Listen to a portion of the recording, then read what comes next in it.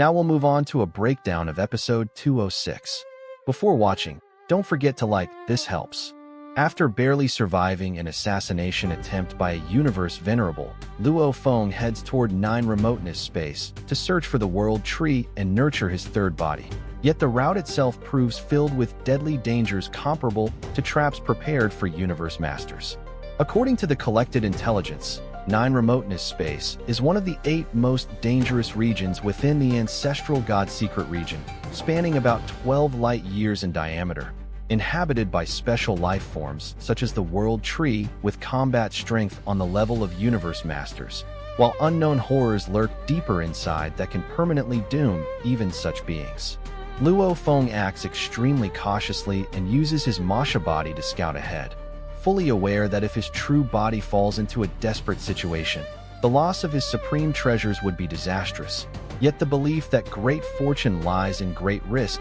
keeps driving him forward. While passing through what appears to be an empty region of space that still threatens even undying beings, a gigantic spatial vortex with a diameter of more than 10,000 kilometers suddenly appears during a short teleportation. Its suction so overwhelming that Luo Feng cannot break free or even execute teleportation. At the brink of crisis, Luo Feng activates the second form of his battle wings, Wuyu Wings, turning their edges into golden blades that furiously slice through space. And after only 2 seconds, the vortex disperses like smoke. Yet he realizes he has been transported to a completely unknown part of the universe, roughly 300 light-years from his original location. During further exploration, he notices this place is strange, discovering one natural wormhole after another. And when he sends the Mosha body to investigate, he finds that every one of these tunnels leads to the same location, a gigantic basin lake with a conical mountain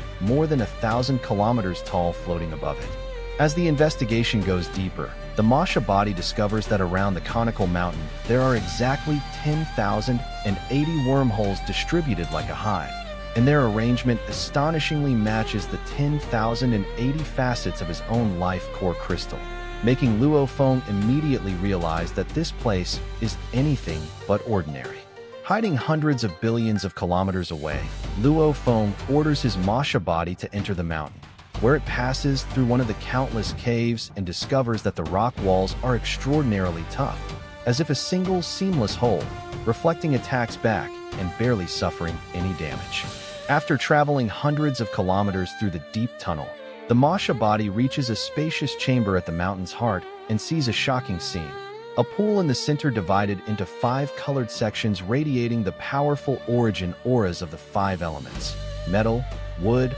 water, fire, and earth. Above the pool, countless tiny spatial cracks constantly appear and vanish, forming a huge nest-like structure, and at its core quietly floats a spherical crystal with 10,080 facets, its surface flowing like water at one moment and blazing like fire the next, emitting extremely profound spatial fluctuations. Checking the data through the virtual universe, Luo Feng understands that the so-called 5-colored water is not real water, but a special environment known as the 5-colored abyss ring. Actually 5 abyssal channels directly linked to the origin lands of the universe to gather the 5 elemental origin powers, while the central crystal is the space star, an extremely rare key material used to forge origin-type supreme treasures. Shocked that a random spatial mishap delivered him to such a place, Luo Feng realizes that the value of the space star is in no way inferior to his Wuyu Wings. Yet another problem arises, because the space heart has not completely matured and cannot be safely taken before the crystal fully solidifies and all surrounding cracks vanish. Until the space heart reaches full maturity, the Mosha body can only wait inside the mountain, uncertain how many ages might pass, while outside, above the lake beneath the floating mountain, space ripples and a towering alien powerhouse appears. An expert who has secretly guarded this 5-colored abyss ring for 3,000 eras and killed all accidental intruders to keep the space star secret. Knowing that any leak about the space star could attract universe overlords or even the guardian beast of the ancestral god sect, he regularly patrols the area each day, checking all 10,080 wormholes to ensure no survivor remains who could spread the news of this place. One day, he notices an undying inheritor of the ancestral god sect standing by the five-colored pool and immediately recognizes him as one of the purple gold island inheritors, though in truth it is only the Mosha body in disguise, and murderous intent rises violently in his heart. When Luo Feng senses through their link that a universe-venerable alien has silently appeared close behind his avatar and, instead of killing, immediately uses a soul control secret technique to prevent the secret from being exposed, he understands the danger because the opponent has chosen spiritual enslavement over direct godly power attacks. To the alien venerable's shock, however, his virtualized godly power sweeps through the Mosha body like a breeze, leaving it unaffected, while the avatar swiftly flies to the gap between the space heart and the five-colored abyss ring and threatens to self-destruct if pressured further, enough to ruin the nurturing environment. This threat hits the Guardian's weak point, and while he hesitates, Luo Feng's true body leaves behind a special token and safely retreats via God Kingdom teleportation, leaving the stage entirely to the Mosha body so it can continue the confrontation and stall for time. Confident that he still holds control, the alien destroys the device linking the Mosha body to the glory world and mocks him for missing the best chance to report the situation. But the avatar remains calm, smiles, and reveals his true trump card. He explains that although the glory world link is severed, the virtual universe sensor remains active, and at the very instant he first detected the venerable, he prepared an email containing all information about the location, set to automatically send to his race's high-level experts if he dies or loses connection. Realizing that killing the avatar will still lead to a leak, the three-faced alien venerable's expression twists in rage and frustration, forcing him to start negotiations,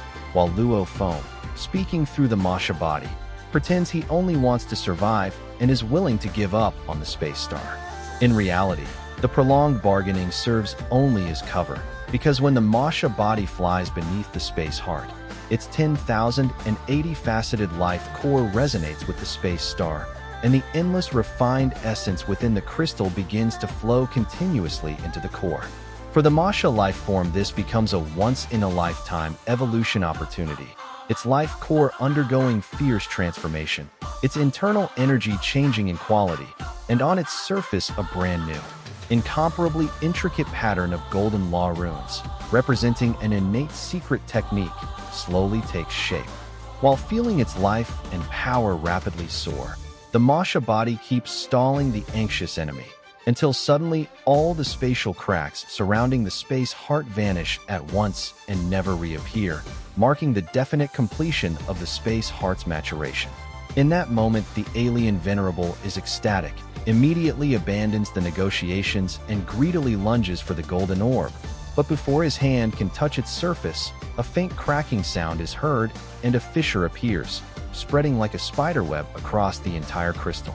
Before his stunned eyes, the space heart erupts with one last intense flash of light and completely shatters, turning 3,000 eras of patient waiting and guarding into nothing but a bitter illusion, causing him to unleash a roar filled with pain and fury. He blames everything on the interference of the inheritor, unaware that the essence within the crystal has already been almost entirely absorbed by the Mosha core, which by now has finished its transformation and become many times stronger than before. The Mosha body seizes this brief instant of confusion, dives without hesitation into the golden section of the five-colored pool of the five-colored abyss ring, and is transported along the passage to the ocean of gold origin law at the universe's source before being expelled into the outer void several light years away. Checking its gains, it finds that its life gene level has risen by about 100 times, its power reaching 100 times that of an ordinary peak sector lord, and its greatest harvest is the newly born innate secret technique on the core, which, once activated, allows it to control space within a radius of 10,000 kilometers around itself. After this incredible adventure, Luo Feng refocuses on his original goal and sends the Mosha body deeper into Nine Remoteness Space toward the World Tree, where, after more than 5 months of slow drifting while disguised as a fluffy plant seed, the avatar finally reaches the outer region where 9 colossal world trees grow. These 9 world trees are rooted on the central island, with the strongest tree and its universe venerable self at the core, while the other 8 form a ring around it, together occupying nearly a quarter of the island's area and preventing other plant life forms from approaching. The fluffy seed settles at the outermost ring, closest to a World Master level world tree only tens of millions of kilometers away. But to Luo Feng's disappointment, there are no naturally fallen leaves on the ground, as each leaf of a world tree contains immense energy and only drops when it withers completely. Realizing that his initial cautious plan no longer works, Luo Feng shifts to direct snatching, and when the seed, blown aimlessly by the wind, reaches the edge of the world tree's canopy, the Mosha body instantly appears on a thick branch and tries to grab a handful of emerald leaves. Even with strength 100 times that of a typical world master, the avatar only manages to tilt the entire branch without tearing off a single leaf. And at that moment, the entire world tree is alarmed. Countless branches and leaves surge like living things toward the intruder, and the Mosha body, together with its life core, is torn apart. On the distant, desolate stone island, Luo Feng senses the instant death of his avatar and concludes that even a World Master level world tree, by relying on its far superior life gene level, special innate body vibration techniques, and natural methods, can reach Undying King level combat strength, making the Mosha body's defeat understandable.